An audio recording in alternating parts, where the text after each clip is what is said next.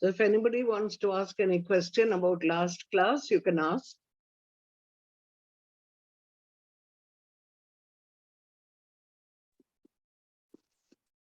Swamiji, Yeah. you tell us about yourself. Me? We have never met you. We don't know enough. We should know what is your journey to this amazing knowledge that you have. No, this is all the Guru's Kripa. I must tell you, I'm not a brilliant person or anything like that. To be honest, I'm being very honest. I'm not putting on a humility which doesn't belong to me. I have faith. I have great faith in my Guru. And I go by the Vedantic principles. They say, that your Guru is like Guru Brahma, Guru Vishnu, Guru Devo, Maheshwaraha, Guru Sakshat Parabrahma, Tasmai Shri Guruve Namaha. That is, Swami Satyananda made me understand it doesn't mean that your Guru doesn't have any shortcomings or anything. As a human being, he can have shortcomings because that is the prarabdha karma of his mind and his body. But his soul, if you accept the Guru as your Guru and you are a disciple, then what happens is the Parabrahman comes into the Guru for that period where you are asking questions about the truth or seeking questions about the truth, but you must have full devotion and faith. That's what he told me. And it was easy to have faith and devotion with Swami Satyananda ji, or anybody, I suppose. It depends upon your qualities. I once asked Swami Satyananda, what does it mean to be a perfect Guru? Before that, I asked, what is a perfect disciple? Then he said, there is no such thing as perfect disciple. Either you're a disciple or you're not. And then I said, then what does it mean to be a perfect Guru? Then he said, no person is a Guru.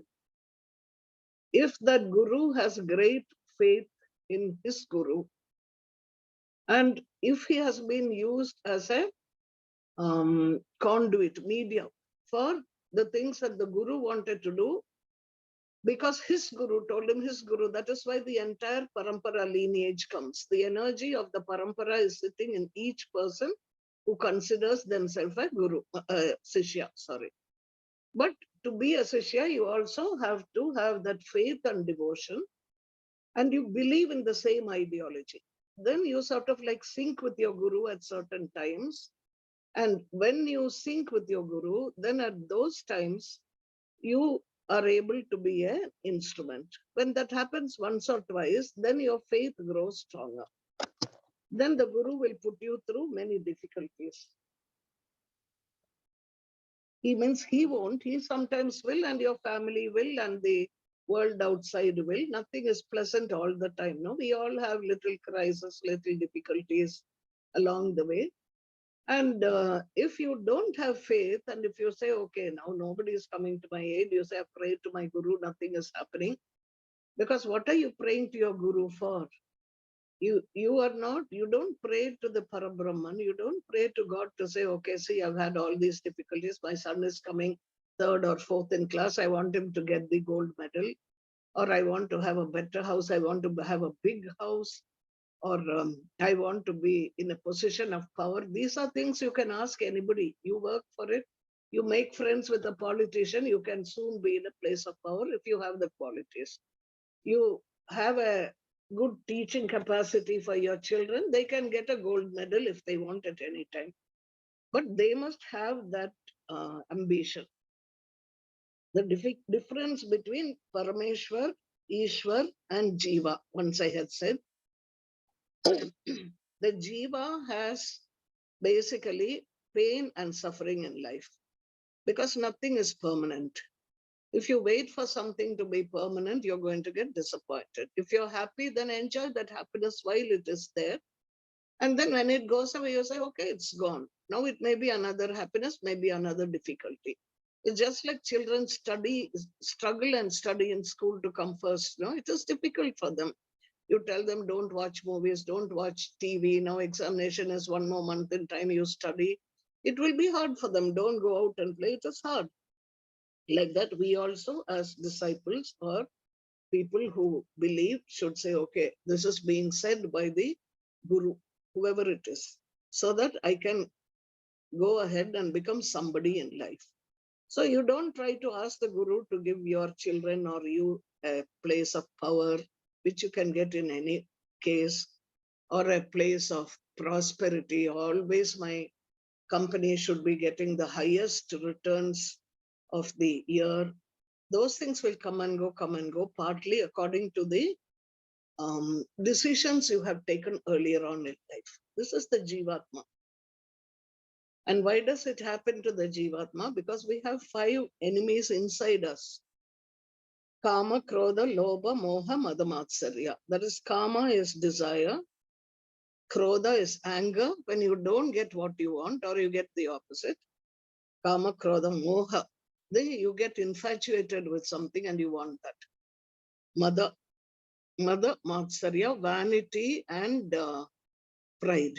Pride means you think I'm so big, see, I've done so much. That is pride. Vanity is when you want to show off that thing.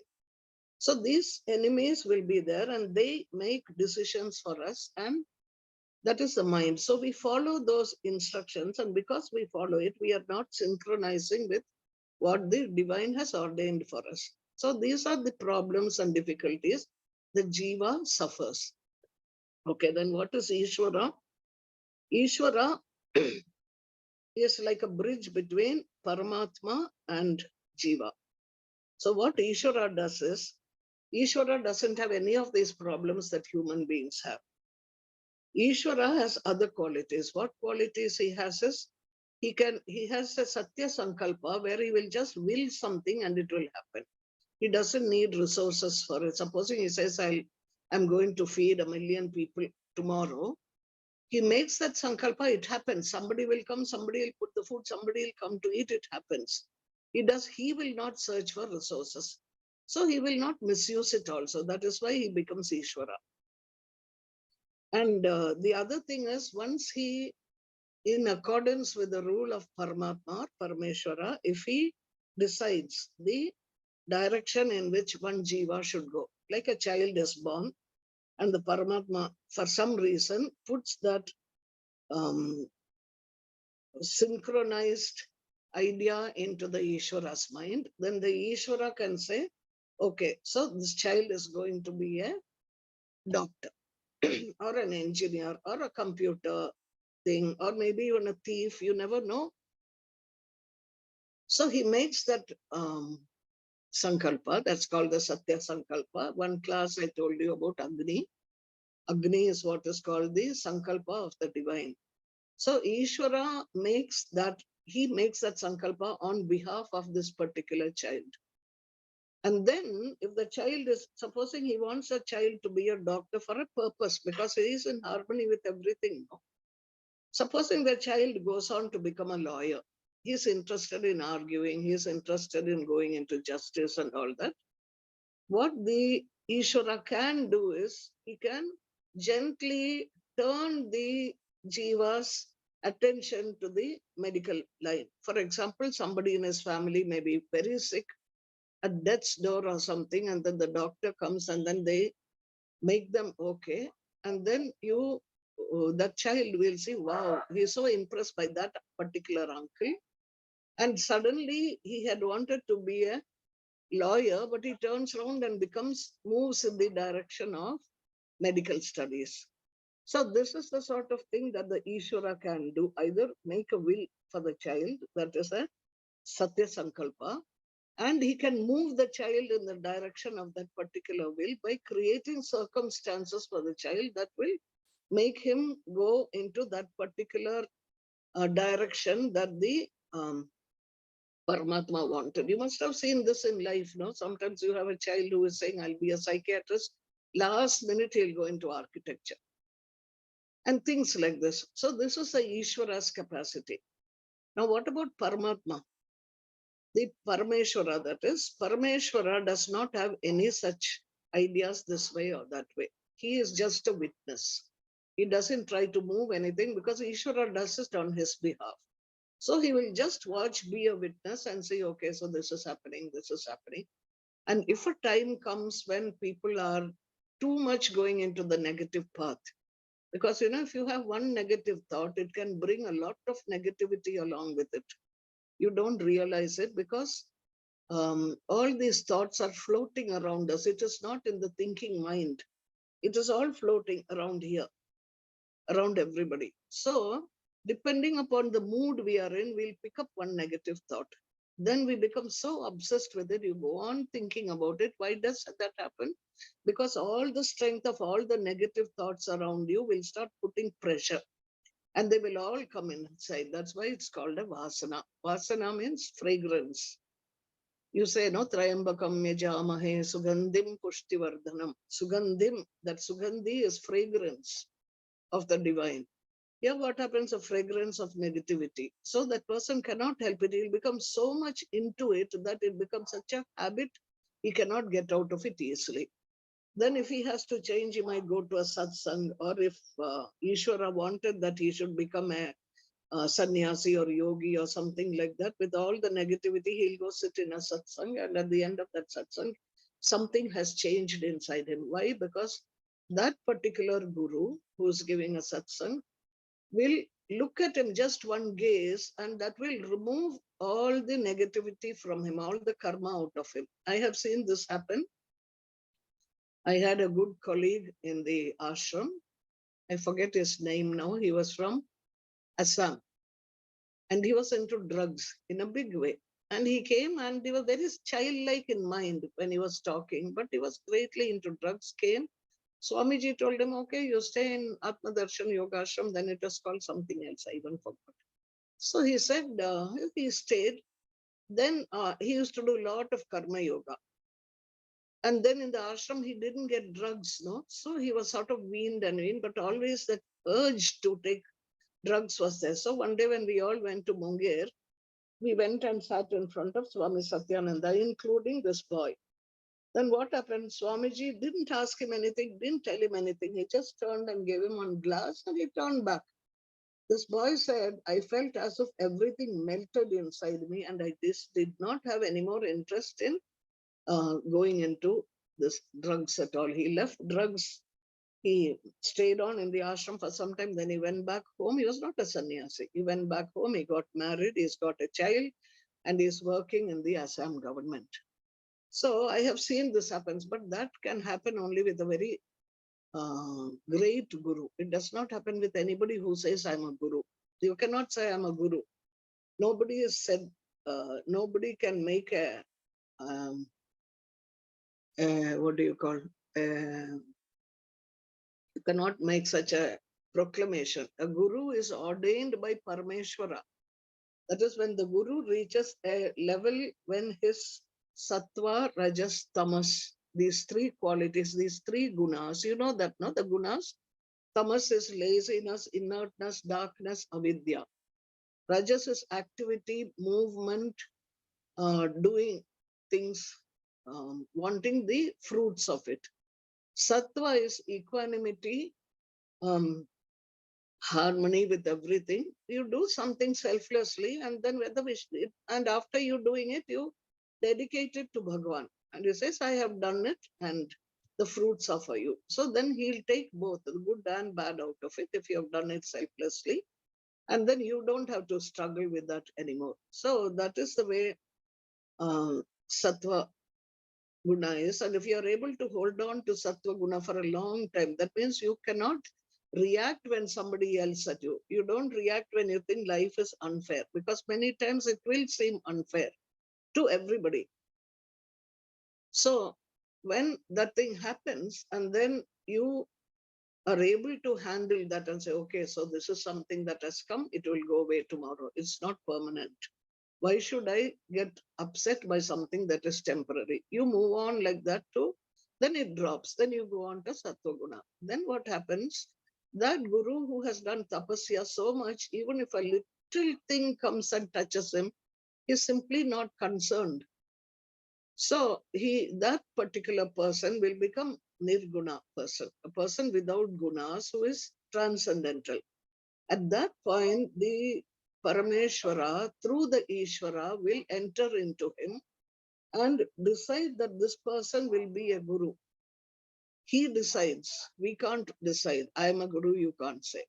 Once he decides, anybody who goes to that person, anybody who is ordained to go to that person by the Ishwara Tattva, will find their way to that place, and then they get the benefit of the satsang or whatever it is. And from then on, if you consider that person as your guru, that energy, that is the gurutvam which comes from, sometimes you hear in the British rule and all that, there is a king, queen, and the king will put a long sword on the shoulder of a very good soldier or somebody who's done very great things, like we give Padma Bhushan.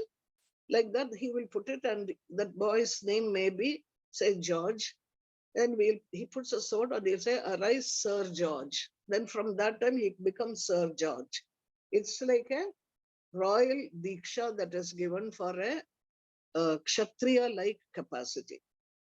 The same way, God, Parameshwara, will come and he will look into the heart of the person who has done so much tapasya, and he may say, I want this person to be a dasa, because this dasa may be doing so much more work than a guru. Or I want this person to be a guru.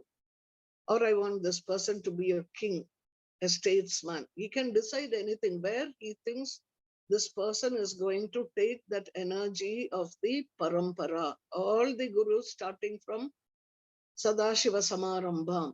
We did that, no, the other day. Sadashiva Samarambham, Shankaracharya Madhyamam, Asmadacharya Paryantam, Vande Guru Parampara. So when you come to your right to your guru, he is carrying this big amount of energy with him.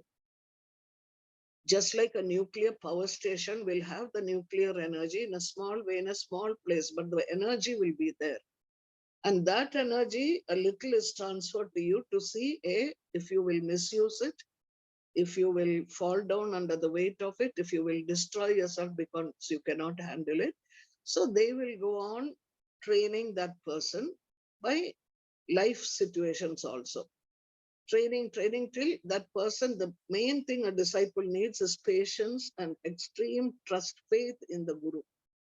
Because the guru that you are praying to is not the person. You ask me now, no, what you tell me about yourself, I can tell you about myself, but I cannot tell you about Swami Satyananda, Swami Niranjan, because they are not the body.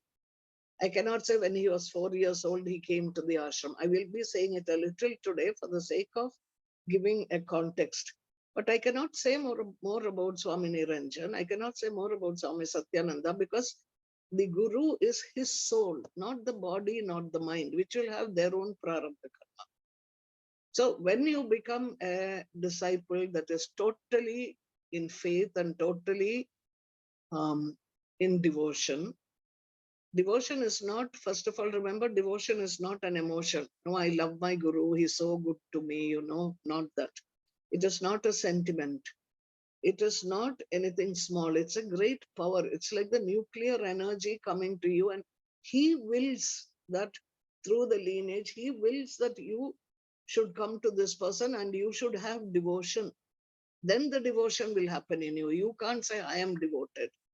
That is why, they say in the Bhagavad Gita, Krishna asked, after all that speaking to him, he asked Arjuna, have you understood? And Arjuna said, I've understood everything. I surrender to you. And Krishna laughed. You know why he laughed?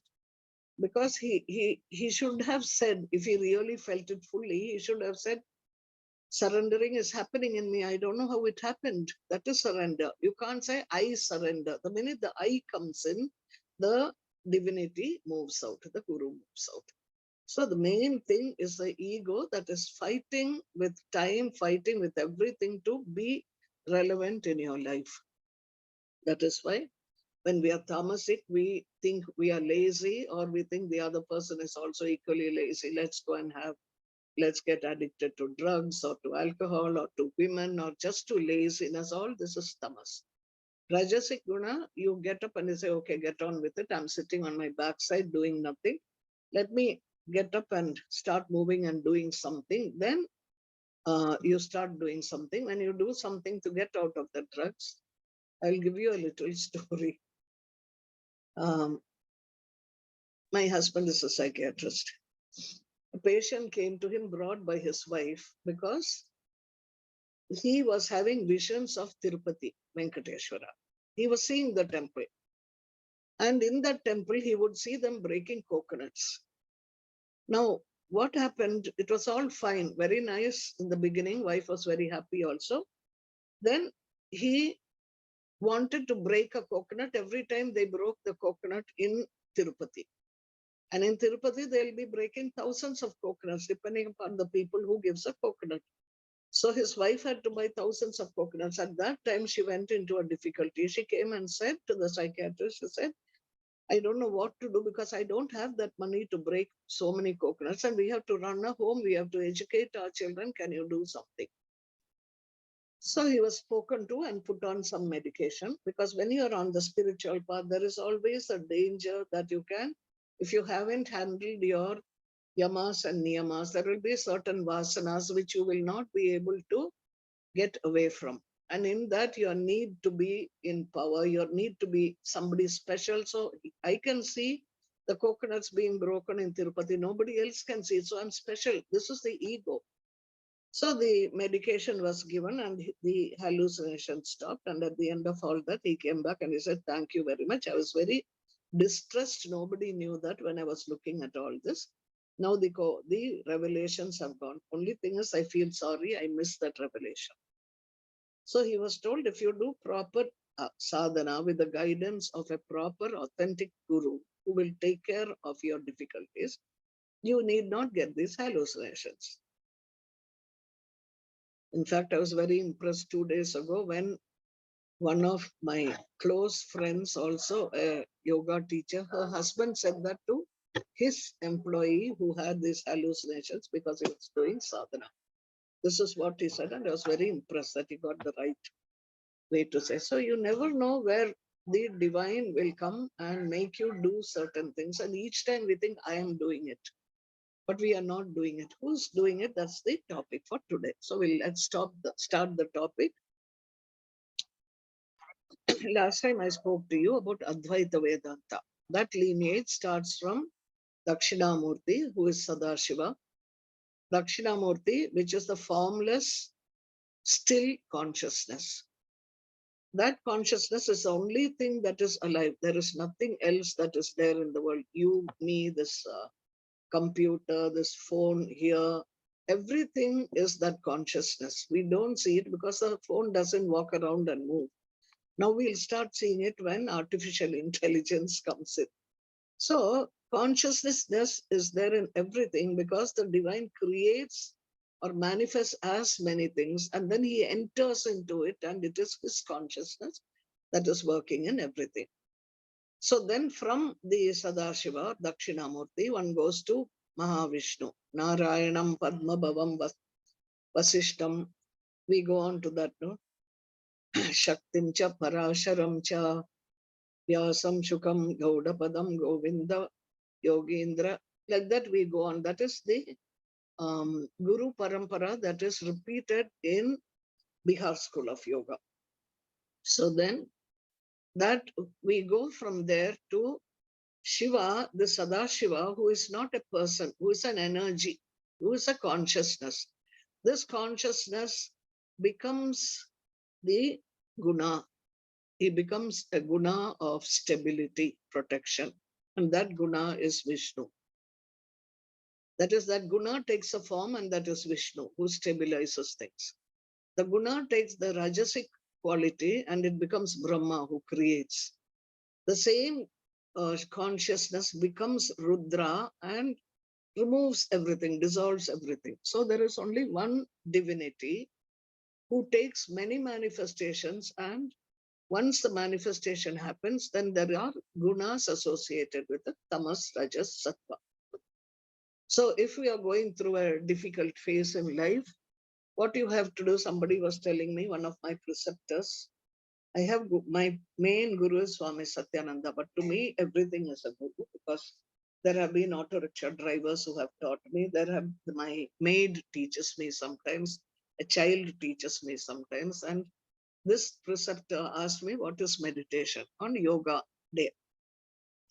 So I told him about the Patanjali Yoga Sutra, what it says about how after pratyahara, you keep dharana for some time. Look at um, uh, a vigraha, saguna Brahman. Then you're able to hold that for a long time. In dharana, it comes and goes. But when you go to dhyana or meditation, it is there with you for a much longer time.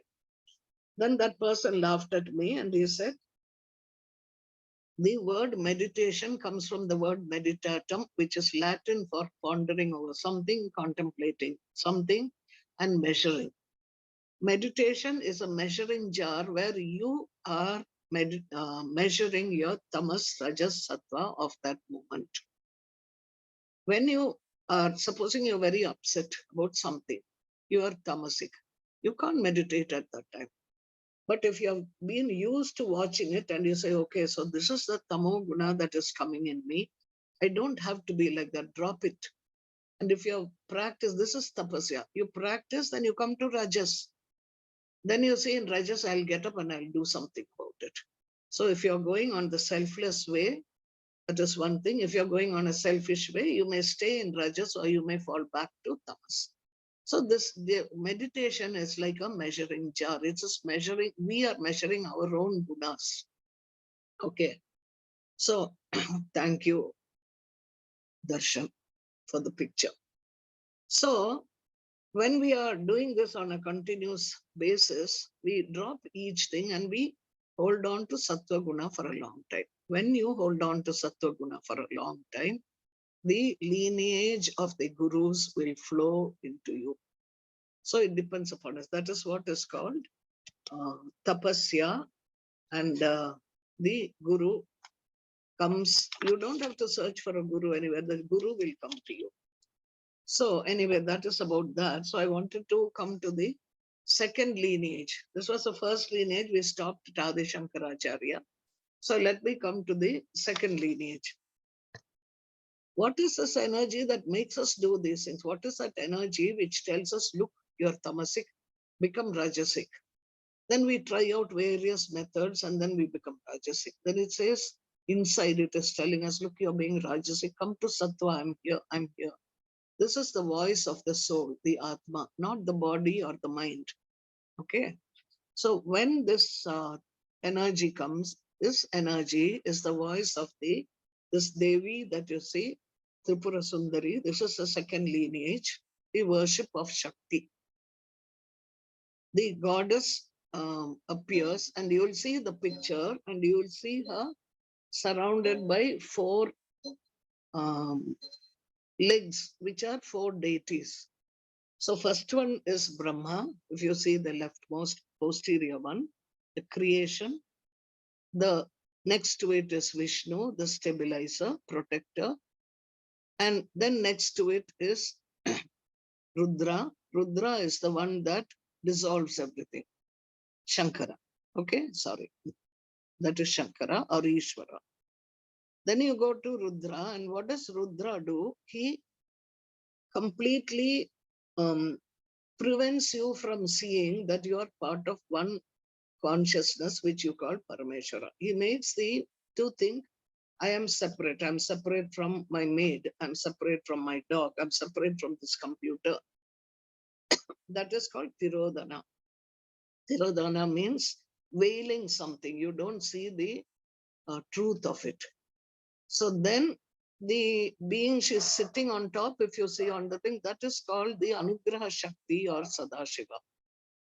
He gives you the grace, and when he gives you the grace, the veil is removed, and then you will be able to handle the Rajas, Tamas, Sattva within you, which are shown by these deities. You got that? I want you to think very deeply because I won't talk superficially. You people have come here because you have the capacity to absorb. You keep it in your mind. Later on, you can ask me questions. But as you go on, you will realize that something very wonderful is being transformed, not by me, but by the lineage of gurus through your guru. Whether you have a guru or not, it doesn't matter. Your guru is already waiting for you. Every person has a guru. that guru is already waiting for you, because that lineage of energy comes from the Parameshwara, the Parashiva, who has manifested the entire world and lives in that. Every cell in that world, every breath is the, when you breathe in and you breathe out, the Hamsa mantra, no? You say hum, so, hum, so, hum. The breath is saying ajapa, you're not saying. That so, hum is the unity of Shiva and Shakti, consciousness and its energy. And is this energy that is shown as this deity here in front, Tripura Sundari Lalitambika, or the Shakti. And she is the one, as energy within me makes me talk now, energy within you makes you listen, energy within you that makes us walk around, energy within that consciousness which makes us sleep at night, energy within us that makes us wake up in the morning and we say, hey, we were asleep, we had dreams. The entire energy in the universes, in the entire cosmos is shown as this Devata. So you'll see she has 4 hands. She's, yeah. Yeah. I just wanted to understand the like at the feet of Lalita Tripura Sundari. I understand Brahma is there. Brahma at the side, then Vishnu Brahma, here. Vishnu, and towards the left, Ishwara. Okay. Then at the back is Rudra. Rudra. Okay. See, okay. you That think means Ishwara and Rudra are the same, you think. No, the thing is, every deity is a personification of a particular amsha of power in the Devi. okay. So the one that dissolves everything, destroys everything is Shankara energy. Here the Rudra energy is what closes your mind to seeing yourself as an amsha of the divine. So what happens in the bargain? We keep thinking, I am so and so. And we identify with the body and with the mind. The point is, I'll come to that in Shankara later, because otherwise we'll get stuck. But this closing our eyes to, so that we don't identify with our reality, the real reality is called ahamkar or ego. You say it's I. So because of that, we don't see that we are all very, very special. We are all, every person, everything in the world is a divinity in itself. We don't notice it. And when you struggle enough and you pray to the mother and you're saying to her, please show me my real face, then she will instruct, because she's the Shakti, she will wake up in Sadashiva, on whom she is sitting here. That is to show that he is stillness and she is the energy. And you will see him showing his hand in a anugraha posture. That means he will remove that veil. Now, if you go to anybody's house, traditional houses, or if you go to Munger for any function, or Rikya for any function, or any place, and many of you have done it also, you will get a little vastram from the Guru. Maybe a blouse piece, maybe a sari, maybe a towel, right? This vastram is given. What is that vastram given for? The lineage in that Guru. In that, it may not be your Guru, but it may be a very highly evolved being. Now, when he gives you that vastram, he's telling you, see, that vastram is in front of your eyes. You don't see yourself. You're only looking outside and saying, I have this house, I have this garden, this is mine. So I and mineness are both making you think you're something small and limited. And that is the action of Yoga Maya, or the Maya of the divine himself. So when that veil, that cloth is removed, then you will see your soul as you are. I am the soul, I am the Atma, I am a bit amsha of the Paramatma. So that is why they give you that cloth when you go to any house. If they have done a puja or something, not just giving in a social way, if they have done a puja or something, that is sacred cloth. So if you go to Munger and Swamiji gives you a blouse piece or a sari, which is usually done during yajnas, then you don't take it and hand it over to your next door neighbor. You keep it because it's a sacred cloth, and you keep it in your puja room. It will contain the vibrations of the mantras that have been said. through the lineage and which has been opened up again by this guru who is in Munger. So this is how it is. The two women on the two sides, one is Mahalakshmi, who gives prosperity. Prosperity doesn't mean money. I know many shopkeepers will open their shop and do one arti to the photograph of Mahalakshmi in the shop, thinking that that is going to bring them a lot of money. It may not. That Mahalakshmi stands for the treasures of the spiritual consciousness.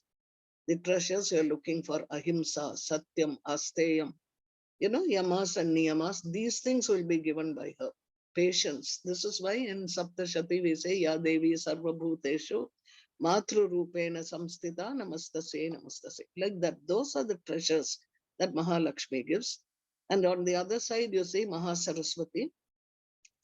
Mahasaraswati gives you Vak Shakti. That is, the vibration becomes a sound. That vibration is already there before you speak.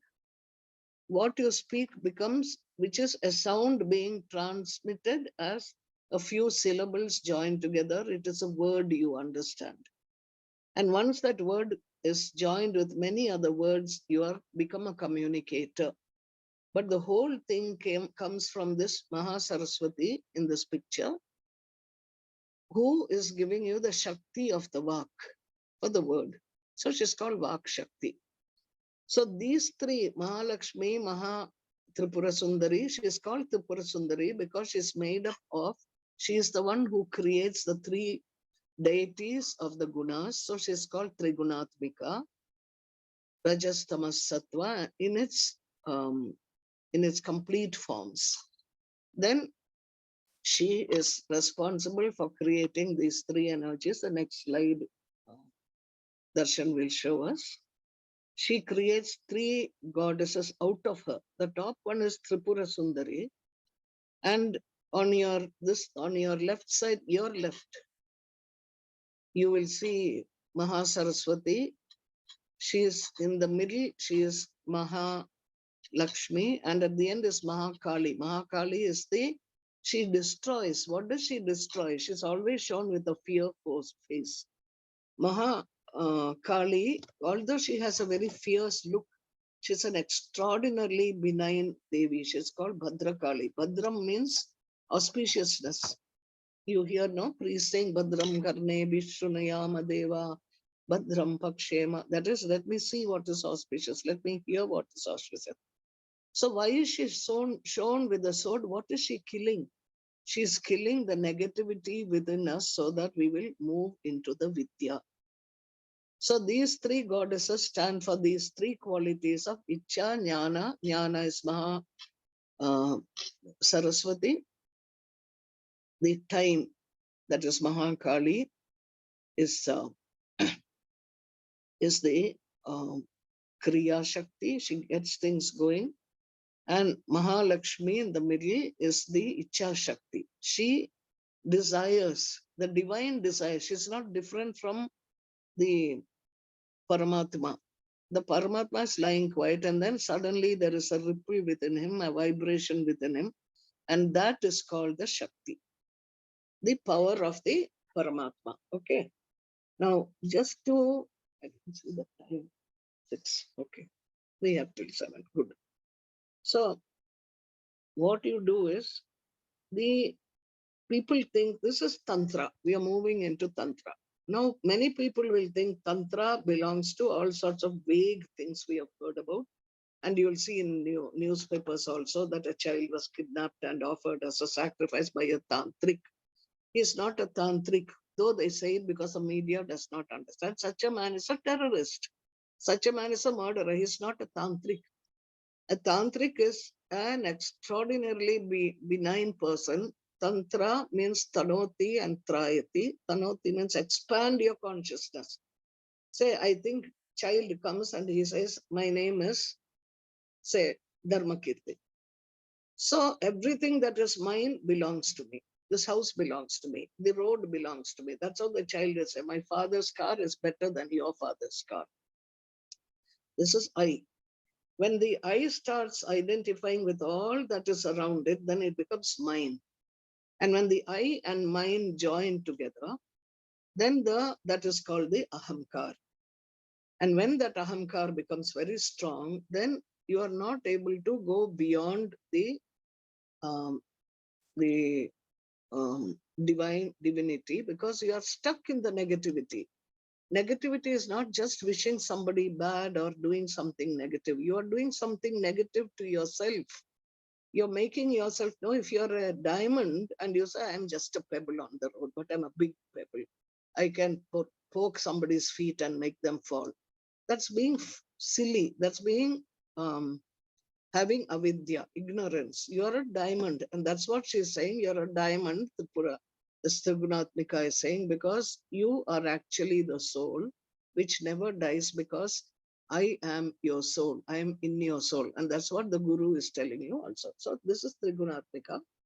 And there is, people think so, a lot of weird things about Tantra everywhere, but that's not so. It is an experiential part of the Vedic philosophy. What is academic and learned, when it is done many times, some people go through experiences which are personally experiential. So you call that Tantra. Why? Because it's expanding you. Till now, I thought this house is mine. I think that my child is mine. But you don't know for what this child has come. So if you go to a school and you become a real selfless teacher, you say, all these children are mine. They've been given to me by God to train and bring up in the proper dharma. Now you have expanded your consciousness, mind, from one child to about 400 children, right? Now you go on doing this expanding, because every time you love something or every time you accept something in a sattvic attitude, that thing becomes you. Your mind is expanding and expanding. You are becoming like the Devi, actually. Everything is her. Then at one time, the liberation comes. Tanoti is expansion, liberation is moksha, trayati. That which protects you and that which helps you to cross. Now you start seeing, hey, this is happening to this person, that person. You feel with that person's sorrow. You feel with that person's hunger. One of my preceptors told me, where are you going to search for Swami Satyananda's samadhi? His samadhi is in the stomach of every hungry person in the world. And that was one of the reasons we started feeding people as a beginning. Samaradhana in December, we have it. It is because of this, because we are not feeding that poor person or this poor person. We are feeding the Guru within that person who is starving. So this is how we expand. And this expansion and experiencing the Devi in everything or in every person is what is called the liberation or moksha. You are liberated. You are liberated from the three gunas also. You are going into a transcendental state. So this happens, and this has been said in the first said in the Vedas in the Sri Suktam. If you will see, the Sri Suktam is revealed to Ananda, Chiklita, Kardama, Shrida. They are all called Sri Putra, because Sri is the auspicious being. And what do they say? They say her mantra is Shreem. That was the first Bija mantra that was in the Vedas, which are part of the Tantra. And how do they say? They don't say her thing is Shreem. They say Ashwapurvam Ratamadhyam Hastinada Prabodhinim. That is Sri Suktam. So how do? They hide it in that. Ashwa is Sha. Then Rathamadhya is Ra. And Hastinada Prabodhinim, Im, Sha, Ra, Im. And this is how they hide the mantras in different suktas, which will come to the attention of a disciple or devotee who is going closer and closer to the sattvika level, and so sees things as sukshma. He doesn't look at just the Stula, the gross things in life. He goes beyond it. He wants to know the essence. What makes sugar sweet? What makes sugar sweet in mango? What makes it sugar sweet in sugar cane? What makes sugar different in a medicine that's given? They're all sweet, but they're different types of sweetness. So finding that essence is a subtle pilgrimage, and that is what is called sadhana. Now, I don't know how many of you have gone to Atma Darshan Yogashram, and how many of you have looked at Satyakshi in that temple, and I don't know how many of you would have looked above Satyakshi. There are three things that are written above the Devi on that roof part of Devi. If you go next time, look at it. It is exactly this Ashwapurvam Rathamadhyam Hastinada Prabodhini. That is, what is the chariot? She's going in a chariot, no? Ashwapurvam Rathamadhyam, in the middle of the chariot. She is your soul, your body is the chariot. It is moving from birth to rebirth, where you're trying to see, who am I, who am I? And she's saying, I'm here, look at your ajapa, japa.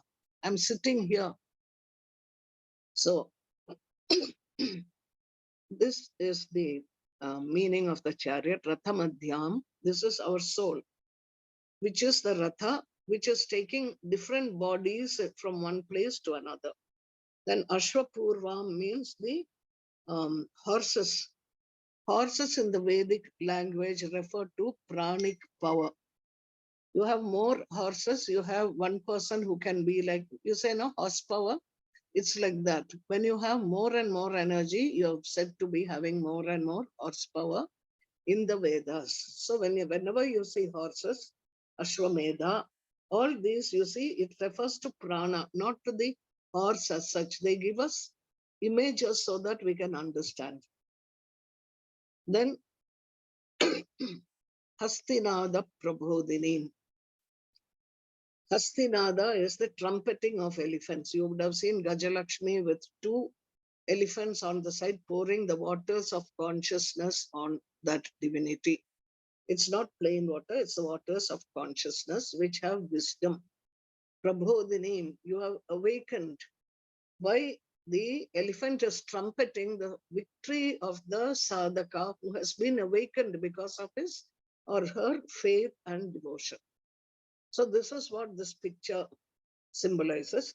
And you would find many suktas to Mahalakshmi, and it is not about prosperity, it is about the treasures that she holds. That is why they show her pouring out gold from her hands, coins from her hands, because that is the only way we understand gold. And what is gold? These days, when I go on the road, I look aside and I see there are umpteen jewelry shops on the side of the road. And if I just look in as I'm walking, I see they're all filled with people. So what is this gold? This gold they are talking of Hiranyavarnam. They are saying Harinim, Suvarna Rajasrajam. There's a golden complexion is the sun or the fire of tapas. To be there, she has done, that is Shiva or the auspicious consciousness would have done so much tapas to become his Shakti. And then Shakti takes over and runs the whole universe. So gold, when you say, there you are, at the up you can see that. Thank you very much. I didn't send this slide, but I'm so glad you showed it. You'll see the Ashwapurvam Rathamadhyam Astinada Prabodhini. When you look at it, you must remember the Bijamantara Shreem. That is what she is. And that is the first vibration that happens, and the final vibration when you are awakened within yourself. Then silver and gold garlands are the beauty of pure sattvic nature or bliss. So when you see your face, you should be smiling. You must be looking happily at the mother, because it must be a smile of great contentment, because you have come and sat in my heart. Maybe my ahamkar is not letting me handle it because of the veil in front of my eyes. but I know you are there and I have faith that you will take care of everything. That gives you a sense of contentment, and that contented smile when you pray, you say, thank you very much, even though I have avidya and I'm struggling with all these things, with all that you are still sitting in this heart of mine, this Atma of mine, and in that chariot you are taking me towards success. So, okay, that is enough about that. She also in the Chandi part, she will say, she has many amshas. They are called the matrikas, different vibrations. They come out and they kill one of the demons, the Shumba. And when she comes to Shumba, the last demon, that is your ego, she, the Shumba tells her, hey, what's the big deal? I'm coming alone to fight with you, and you've got so many women with you to fight on your behalf, so many warriors. So she takes them all into herself. That is, she taking all the positive and negative qualities into herself.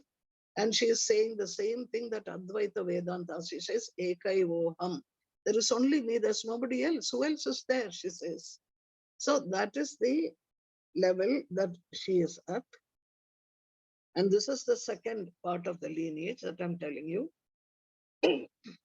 She is also the most beautiful in the three states. That's why she's called Tripura. Avastatraya is the wakeful state, the dream state, and the deep sleep. And she is the one under all these three. All these are superimposed on her. Just like you might be a CEO of a company. You are there at home. Your children call you Papa. Then when you go to the office, your um, people below you in structure will not call you Papa. They will call you Sir. Then you go to a meeting and you're sitting with other CEOs everywhere and they'll call you Mr. So-and-so, Mr. So-and-so. And I've heard about your work. See, these are all colleagues. So it is not three people, it is only one person. But if one person, the child were to say, yeah, my father has the biggest car, better than your father's car. But whose is the car? Car belongs to the company. So when you move into a higher level, you reach becoming the CEO of some company or something. Then when you go beyond that, you will sit one day and you will say, where did all this power come from and what am I to use it for? That is what happens to a great sadhaka like King Ashoka. After the war of Kalinga, he realized, what am I doing with all this energy? He dropped it and he went off into being a Buddhist monk. And so did his son and daughter, about whom I'll tell you at the very end, very interesting. So in that, she says, through me, people eat food, they see things, they breathe, they hear, they don't know I reside in the essence of the universe. They think it is they are making something happen and or somebody is making something happen. We say, no, sometimes my uncle is the prime minister or president, we get one reflected glory. But it is she who is working in the prime minister to work like a prime minister, working in us to be like a voter, to create the whole network of the cosmos and the cosmic activity. She says, I am the inner controller of heaven and earth. I pervade all existing creatures as their inner supreme self and manifest them as my body. So you are her body. Don't forget that. And this is what was said in the Advaita Vedanta. This being said in the Tantra. Now the Tantra lineage is coming in a different way.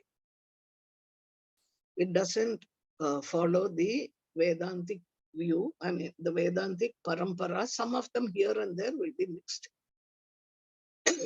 So what happens? There was a person called Atri, a Brahma's Manasa Putra, and he lived in the Swayambhuva Manvantara. That is many Manvantaras ago. And he again came in the Vaivasvata Manvantara.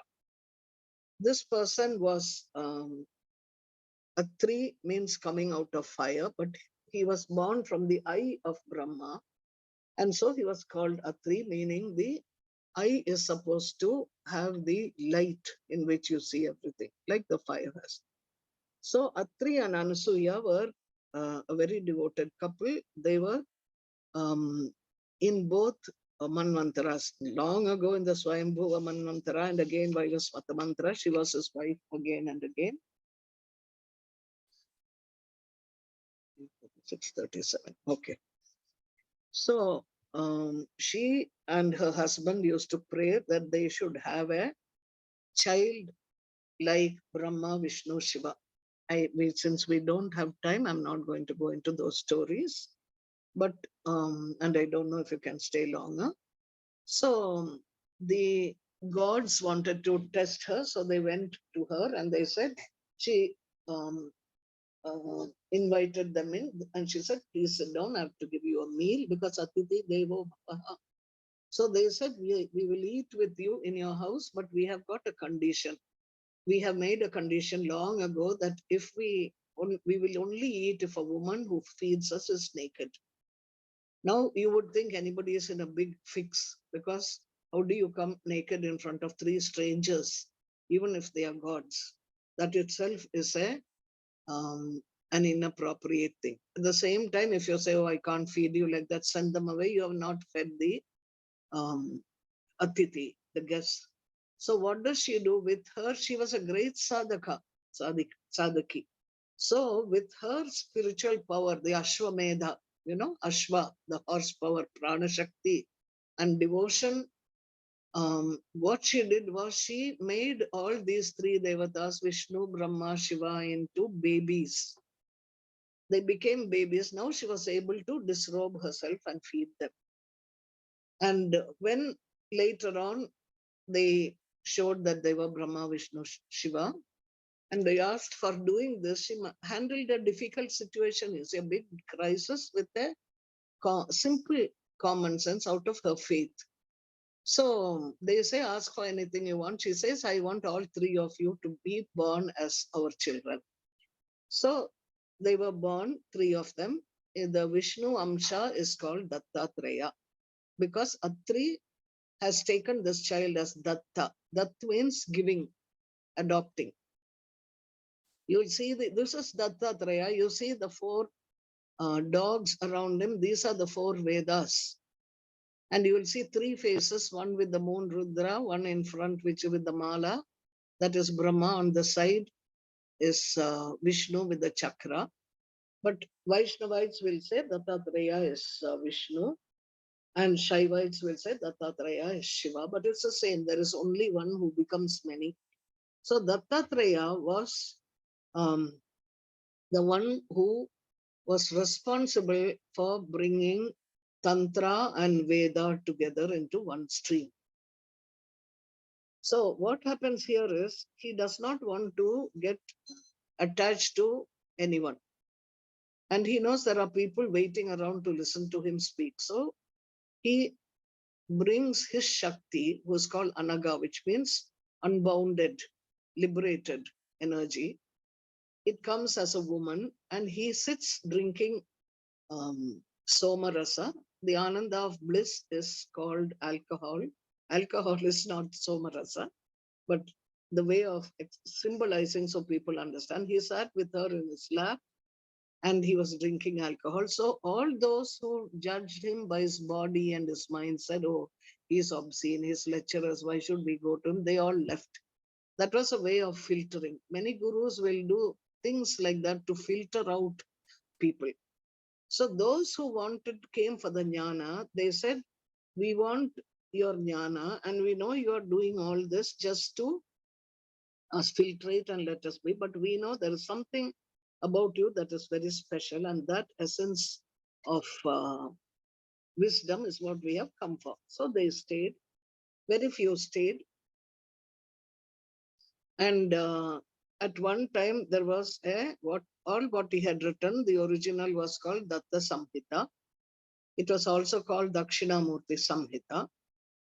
And who came to him as a disciple? Parashurama. Parashurama was an Avesha avatar, Amsha of Vishnu. That is the protective force. His father was Yamadagni, a great rishi in his own right. some people came and just out of, Kshatriyas with great tamasic and rajasic gunas, they came and cut off his head. And when he came home, his mother cried and she said, see, this has happened. So he um, then takes the body of his father and he takes his mother, Renuka, on another shoulder and he goes to cremate the body, into which the mother also jumps. And as she was going, this Dattatreya uh, sees her, sees them both, and he bows down before Renuka, Yamadagni's wife, as she is the great Shakti, because she had that caliber in her, that aspect of Shakti in her was so high that people even have a temple for Renuka. Now, what did Parashurama, her son, do? Was so angry with the Kshatriyas because they were doing all sorts of atrocities. This was not the only one. They were doing very wicked things, killing, raping, terrorists in many ways, because they had the power. So he went and he killed everybody. And the blood was collected in Kurukshetra, where the Mahabharata battle happened, but not at that time. So the blood was there and he did oblation to his Pitras, including his father, with that blood. So the Pitras came and told him, don't have this himsa anymore, go into the field of ahimsa, let all this go. You see, God created that anger in him. That's why he was called Avesha Avatara. For a moment of time, for some years, he had that happening because that would make him get rid of all the negative forces in the universe. So that was the work he was given to do. And then he left it all when the ancestors who came in as spirits and told him, and he went and he did a lot of tapasya to get over the sense of himsa that he had and his anger and all that. And again, it was reawakened when when he heard about Rama breaking the Shiva's bow. So again, he had a fight with Rama, and Rama defeated him. And he realizes that Rama is another aspect of himself, but it's a more Purna avatara, whereas he's only Avesha. He's got it only for some time. So Rama says, if I put an arrow to my bow, it has to go somewhere and hit, because only one arrow, one word, one wife. These were the three things that Sri Rama had. So he says, take away all my siddhis, whatever I have, because the siddhis are no use to me. And he said, I will go wherever you tell me and I will do great tapasya. And he went to Badrikashram. Now that Datta Samhita was so complex that it was Parashurama who made it simpler by writing what is called the Parashurama Kalpa Sutra. And that Parashurama Kalpa Sutra was about the power of Devi. And his disciples, they were called Sumedha and Medha. Sumedha is the person who you see in the Chandi part. And his Sumedha wrote the Haritayana Samhita, or the Samhita, in a still more smaller and concise form. And eventually it became what was called the Tripura Rahasya. It's about Tripura Sundari. The Rahasya there is about how her mantra is Preem. Preem is a Pranava mantra like Om, just like Mahalakshmi was Shreem. This is Preem. That's why you do with the Chandipat, Aim Preem Shreem, Chandikai, Aim Preem Shreem, Chamundaye Viche. Okay. So these books are there. And he also talked about the Dattatreya spoke, not he, spoke about the Avaduta Gita, which is one of the highest thoughts recorded by his two disciples, Swami and Kartika, who is Dattatreya's. So Parashurama then was Dattatreya's disciple. And Dattatreya is shown, I told you, with three heads. And from Parashurama, the lineage goes on down to Vasishta. And Vasishta practiced a lot of austerities to Shakti in the form of Tara. Now, Tara is Swami Satyanand Swami Niranjan's Ishta Devata, so to speak. He often goes to Tara Peeth. That is out of the class. I'm just saying it as an aside. He practiced austerities to Shakti. I told you about Vasishta, who had this son called Shakti, then Parashara to Vyasa. I told you that it was that Vasishta. He practiced tapas to Shakti in the form of Tara. Tara means Tarayati, she who helps you cross the ocean of samsara. So she is the Pranava mantra also. So she, when he went there, he had a vision of Tarapit. He went to Tarapit and he did 300 times, 300,000 times the mantra of Tara. And Tara revealed herself to him and she said, you will not see me again unless you go to Buddha. That is the avatara of Vishnu, the calm avatara. And she says, you go there to wherever he is and you learn from him the systematic way of worshipping me, then you will get liberation. So Vasishta goes to a place called Chinachara, that is near the Jwalamukhi or Kamakhya. He goes there and he learns from the Chinachara system, from Buddha, and then he goes and he is liberated. Okay. Now, many people will, what do you say, translate Chinachara to mean China. It's not China, it's Tibet. So now then what happens from Vasishta, it goes on to Shuka Brahman, that is Vyasa's son. And Shuka Brahman teaches Gaudapada. Gaudapada was a Srividya practitioner. And Gaudapada was one of the people who was supposed to have written a whole lot of works, even the Manduka Upanishad, Karika, the commentary on that is one of the best that people say. This is Gaudapada, correct? And he wrote a lot of works like on Tantra. In fact, there are people, great scholars, who say that he is the one who wrote the Chandi part. That is, Chandi part was revealed to him. And it was he who wrote who put it into words. Okay, so from him it were the Vedantic and the Tantric aspects went to Govindapada. Govindapada was Adi Shankara's guru. Now, Adi Shankara was an extraordinary child. This is his guru. And at 2 years, he could speak and write in Sanskrit fluently. At 4 years, he could recite all the Vedas with perfect pronunciation and meter. So people always said the amount of work he did in 32 years, he was an Amsha of Sadashiva. That's how people said and still say. At 12 years, at 9 years, he left home, went looking for a guru after getting permission from his mother. And at 12 years, the guru gave him sannyas. When he went looking for the guru, he knew Govindapada was sitting in a particular cave. And when he went, that cave was on the shores of the Narmada River. Now the Narmada River was in flood. So what did he do? He spontaneously, it was revealed to him and he brought out what is called the Narmada Ashtakam. You can see it in Google. And Narmada Ashtakam made the entire river Narmada flow into his pot, which he carried with him. You can see that happening. And the guru inside was not flooded because he was inside the cave. He was tremendously amazed how this boy could do it. So he was so impressed, he took the guru, this boy in. But the thing with this guru, Govindapada, was nothing he wrote. He didn't let anybody write also.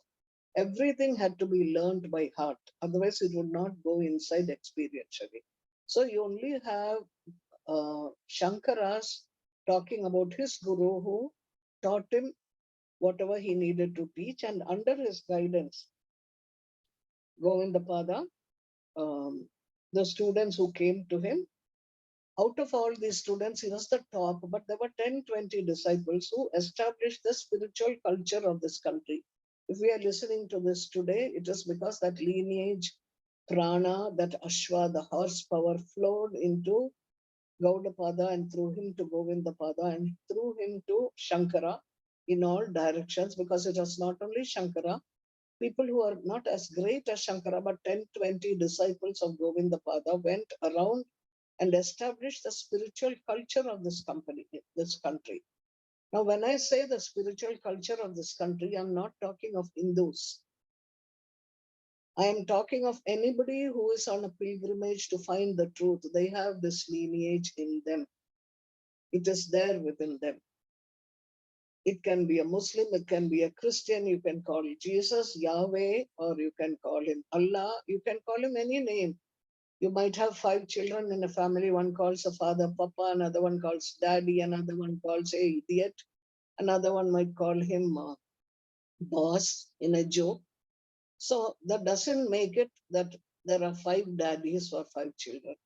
So there's only one father, and that father is the supreme consciousness, and its energy, the divine mother, is Shakti, who is worshipped by all these people, because the Shakti is what you need to go to Shiva also. So these people, but they didn't, they went quietly, they didn't make any noise, they didn't start a new religion or a scripture. They just went and renewed the culture of purity and humility. What sort of humility? A humility which can, of a culture which can bow down to the divine in all forms. If divine is in a male, divine is in a female.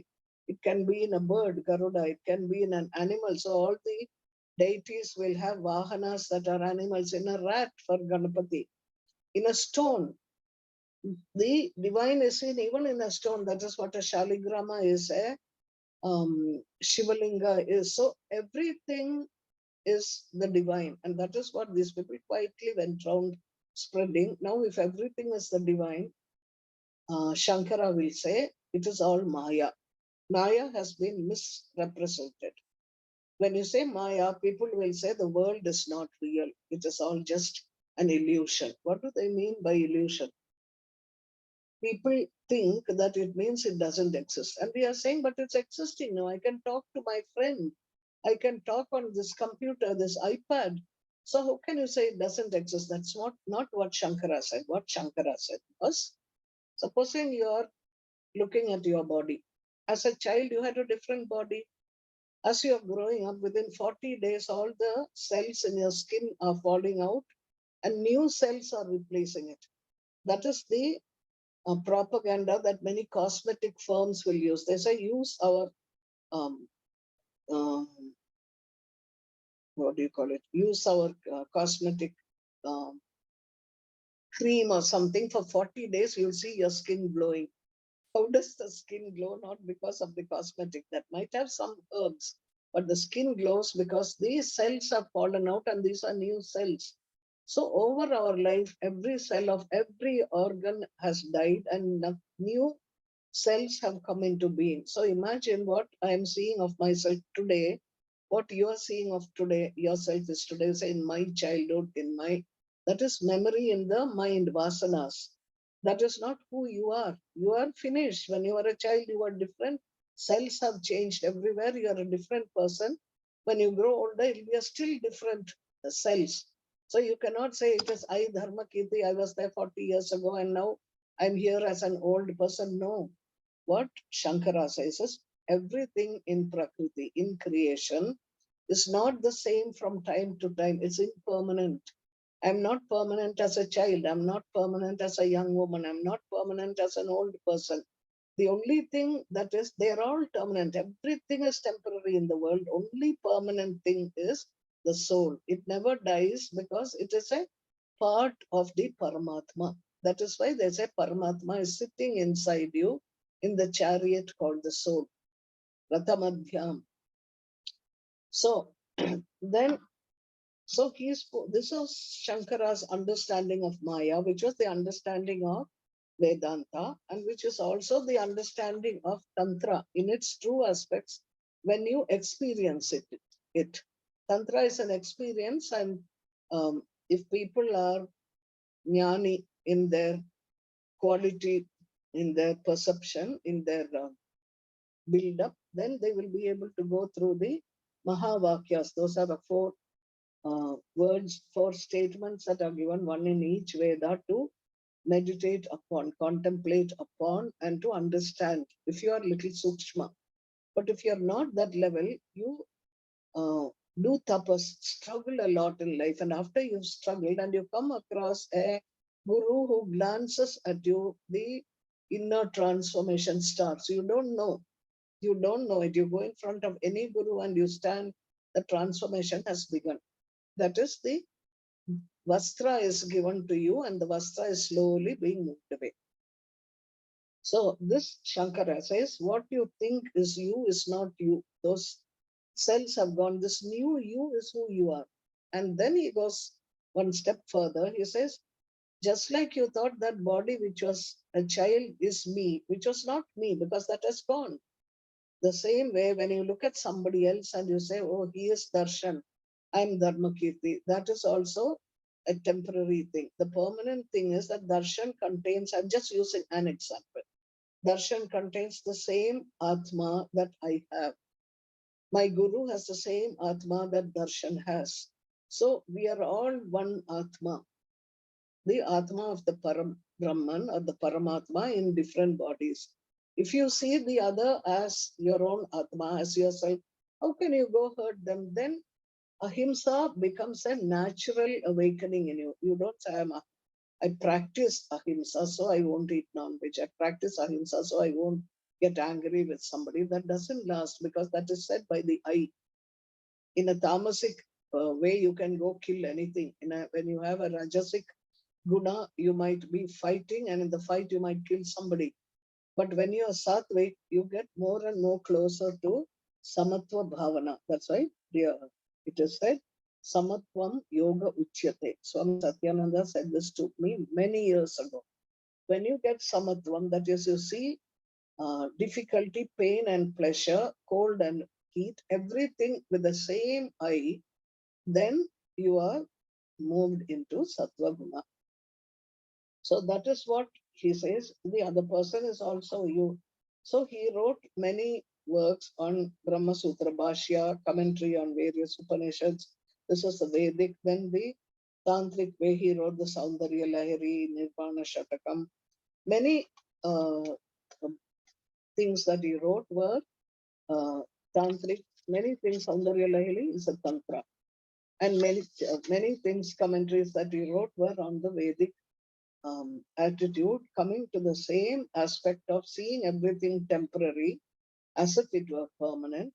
See the soul within you, don't look outside. Whatever is outside changes. Whatever is inside, I'm just looking at that, doesn't change. So there are many miracles in the life of Shankara, and I'll mention only two. Okay, let me tell you about Padmapada. One of his disciples was, he had four main disciples. And one of the main disciples was a person called, I forget his name now, but he was a very great, he had great bhakti in the Guru, that is in Shankara.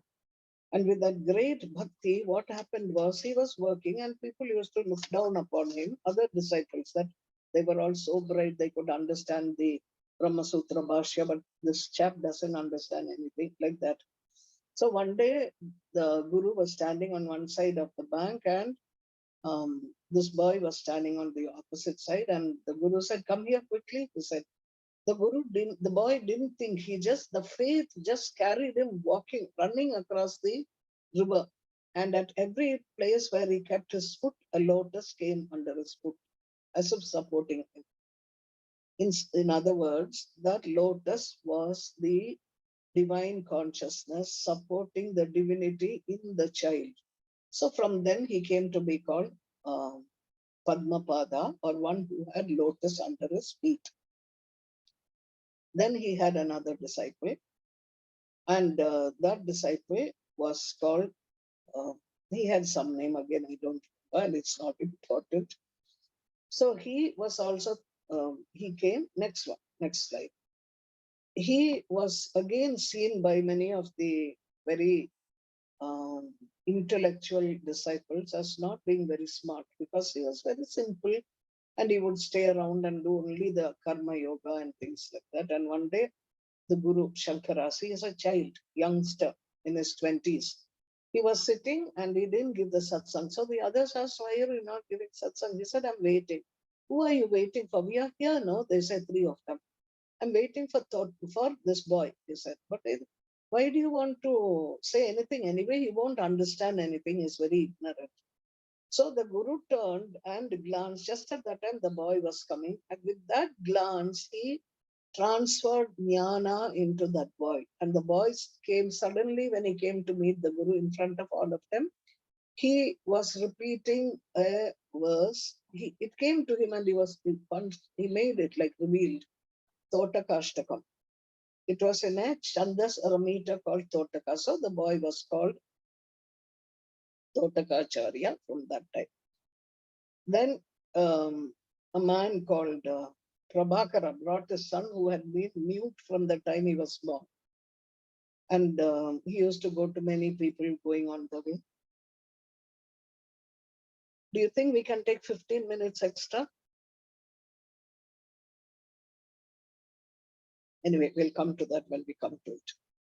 So Prabhakara brought his son to Shankara and he said, see, this boy is from the time he was born, he hasn't been talking to anybody. He is dumb. He's totally inactive. He is indifferent to anything we give him about food and all that. Please do some miracle, make him talk. So Shankara just asked the boy, who are you? Where do you come from? Where are you destined? The boy who had been mute from the time he was born, he started answering. And this is the boy, that's the father. And he said, I am the self. My nature is pure awareness. I am the Atman, which makes my mind and senses to function. I am the pure Atma, Nirmal. I am self-luminous. I am Nitya Mukta. I am ever free, he says. And he brought out the whole of Vedanta just in 5-6 statements like this, that Shankara said the whole of Advaita, he has got in his hand as if he has got a gooseberry in his palm. So small, and he's got it all, the essence he's got. And he gives him the name Hasta Malakam. Amalaka means gooseberry, in his hand, Hasta. So these four who headed 4 mutts were representing the 4 Vedas.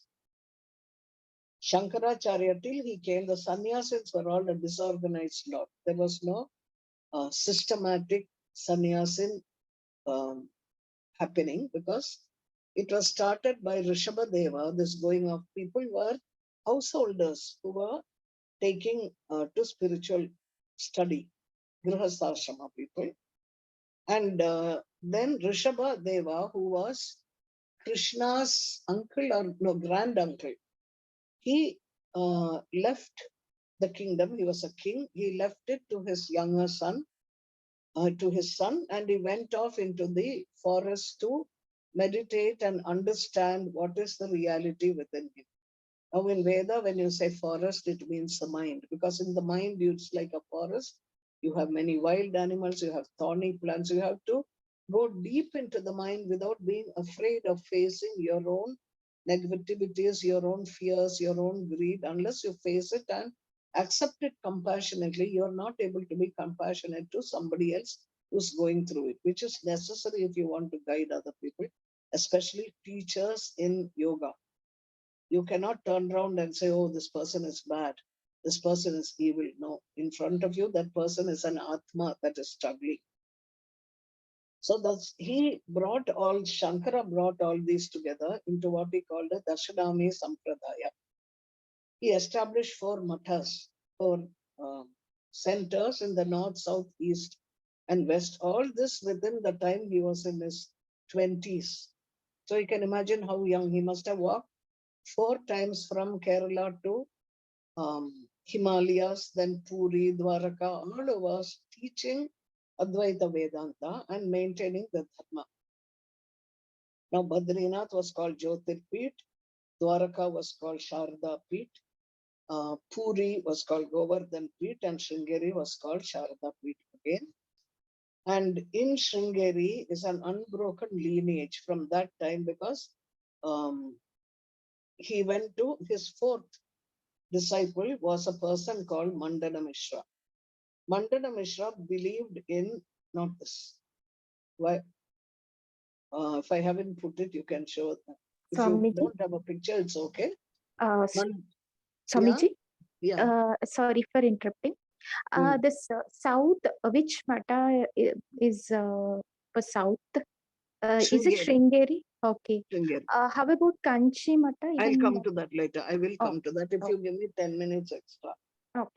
Because it's Okay. 6:55. Okay. Yeah. Okay. Okay.